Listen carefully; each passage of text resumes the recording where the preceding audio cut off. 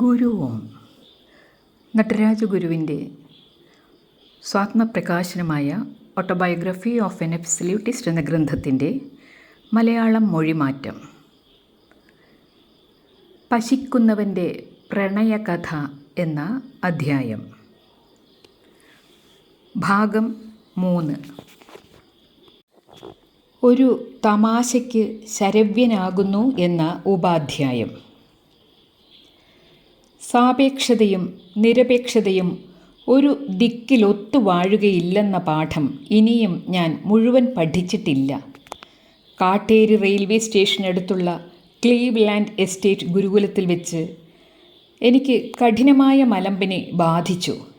എത്ര കൊയിന സേവിച്ചിട്ടും അത് അടങ്ങിയില്ല. അന്ന് പോഷകാംശമുള്ള ആഹാരമില്ലായ്മ നിമിത്തം രോഗത്തെ തടയുവാനുള്ള ശക്തിയും എനിക്കുണ്ടായിരുന്നില്ല. പഴയ കൂടാര തുണിയിലാണ് ഉറക്കം. പാൽ വാങ്ങാൻ പണമില്ല. ഈ അവശതകളെല്ലാം സഹിച്ചതിന് ശേഷം തിരുവനന്തപുരത്ത് പോയി അമ്മയെ കാണുക എന്ന തെറ്റ് ഞാൻ ചെയ്തുപോയി. ഇടയ്ക്ക് കുറച്ചിട തീവണ്ടിപ്പാത ഇല്ലാതിരുന്നതിനാൽ ബോട്ടിൽ സഞ്ചരിക്കേണ്ടതായി വന്നു. ഇതിനിടയിൽ ഒരു വയറ്റുകടി കൂടി പിടിപെട്ട് ഒന്നും കഴിക്കാതെയും കയ്യിൽ പൈസ ഇല്ലാതെയും ഒരു ബോട്ട് ജെട്ടിയിൽ തന്നെ രാത്രി ഉറങ്ങി. ഒരു ഓണം കേറാ മൂലയാണ് ആ സ്ഥലം.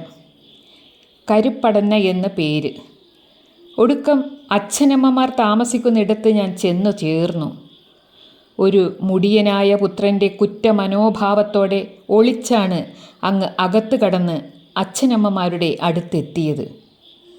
സത്യത്തിൽ ഞാനൊരു സർവതന്ത്ര സ്വതന്ത്രനായിരുന്നെങ്കിൽ ഇങ്ങനെ ചെയ്യുമായിരുന്നില്ല. പനി തീർന്നതിന് ശേഷം വീണ്ടും ബാധിക്കുന്ന മറുപനി പോലെ സാപേക്ഷത കിട്ടുന്ന തക്കം നോക്കി വീണ്ടും പിടികൂടും.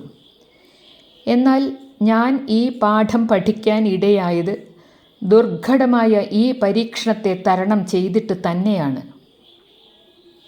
വഴിയിൽ വെച്ച് കണ്ട ബന്ധുക്കൾ സാപേക്ഷതയുടെ തീയിൽ എണ്ണയൊഴിച്ചു.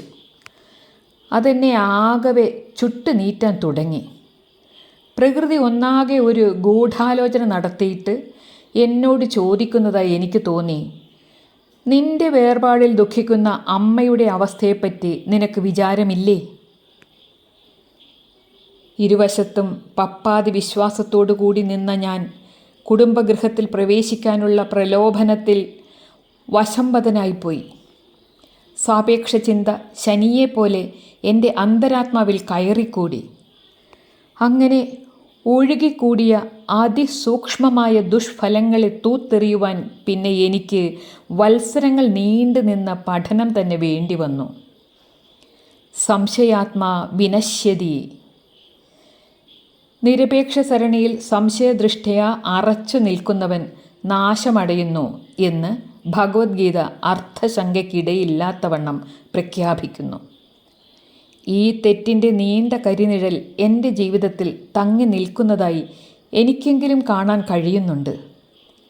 ഞാൻ തന്നെയാണല്ലോ എനിക്ക് ഉത്തമ സാക്ഷി. നിരപേക്ഷമായ ബ്രഹ്മമാർഗത്തിലേക്ക് ഒരിക്കൽ പദമോന്നിയ നിങ്ങൾ സാപേക്ഷതയിലേക്ക് വീണ്ടും വഴുതിപ്പോകാതെ സൂക്ഷിച്ചുകൊള്ളുക. ഈ സന്ദർഭത്തിൽ പ്രത്യേകം പ്രസ്താവിക്കാനുള്ളത് ഒരു സംഭവമാണ്. ഞാൻ വീട്ടിലേക്ക് പോകാറുള്ളത് വളരെ അപൂർവമായിട്ടായിരുന്നു. ചിലപ്പോൾ ആണ്ടിൽ ഒരിക്കലോ 2 തവണയോ മാത്രം. ഓരോ പ്രാവശ്യവും ഏറിയാൽ 2 ദിവസം അവിടെ തങ്ങും. എന്നാൽ ഇത് മതിയായിരുന്നു സംഗതി വഷളാകാനും പ്രകൃതിയിൽ ഒളിഞ്ഞിരിക്കുന്ന മായ എന്ന സാപേക്ഷ ശക്തിക്ക് പ്രവർത്തിക്കാൻ ഒരു പഴുത് കൊടുത്ത് എന്നെ അടിമപ്പെടുത്താനും. അക്കാലത്ത് ഞാൻ അഭിമുഖീകരിക്കേണ്ടി വരുമെന്ന് ഒരിക്കലും പ്രതീക്ഷിക്കാത്ത വിഷയമായിരുന്നു പ്രേമം. അർദ്ധപട്ടിണിക്കാരനായി ശോഷിച്ചിരിക്കുന്ന എൻ്റെ ഭാവി തന്നെ ഇരുളടഞ്ഞതായാണ് കാണുന്നത്. അപ്പോഴാണോ പ്രേമക്കാര്യം? ചിലപ്പോൾ വീട്ടിൽ ചെല്ലുമ്പോൾ അവിടെ എന്നെ മക്കളുടെ കൂട്ടത്തിൽ ഗണിച്ചിരുന്നില്ല.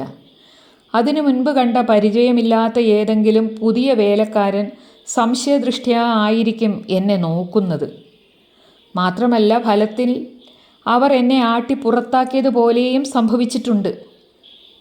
ചിലപ്പോൾ അകത്ത് എല്ലാവരും ഊണ് കഴിക്കുമ്പോൾ എനിക്ക് പുറത്തെ മുറിയിൽ കാത്തിരിക്കേണ്ടി വന്നിട്ടുണ്ട്. വേലക്കാരൻ അകത്തേക്ക് വിടുകയില്ല.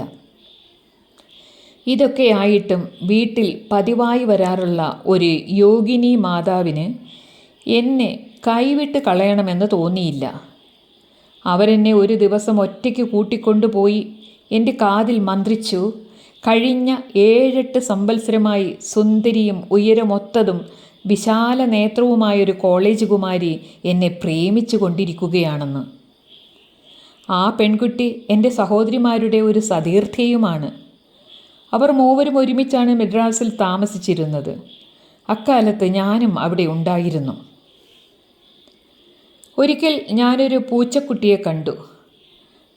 പട്ടിണി കിടന്ന് ചാവാറായ അത് വീട്ടിൻ്റെ ഒരു മൂലയിൽ കിടക്കുകയാണ്.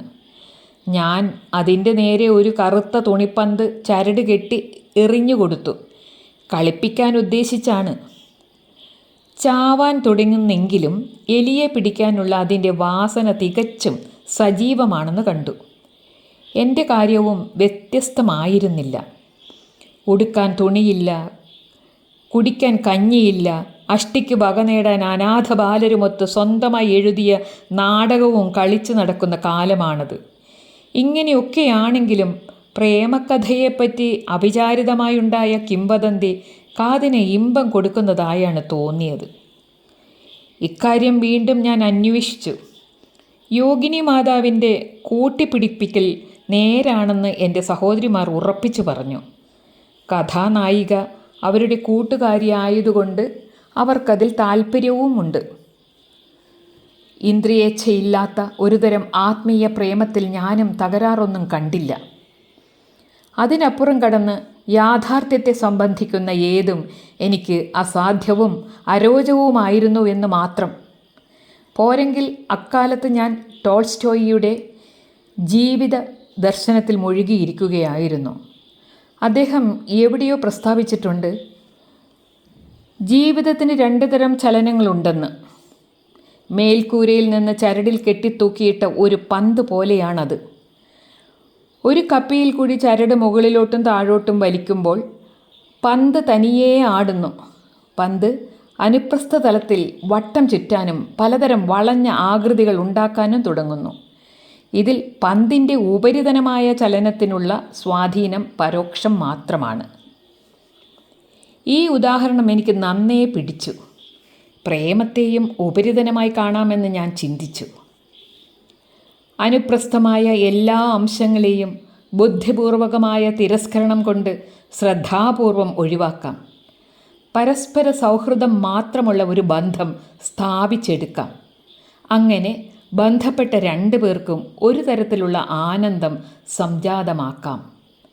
പക്ഷേ ഇതെല്ലാം വെറും കാടത്തം നിറഞ്ഞ സ്വപ്നങ്ങളും തത്വവിചാരങ്ങളുമാണെന്നുള്ളത് പ്രകടമാണ്. എന്നെ വികൃതമായ ഒരു വിനോദ പ്രകടനത്തിന് പാത്രമാക്കാൻ മാത്രമേ അത് ഉപകരിച്ചുള്ളൂ.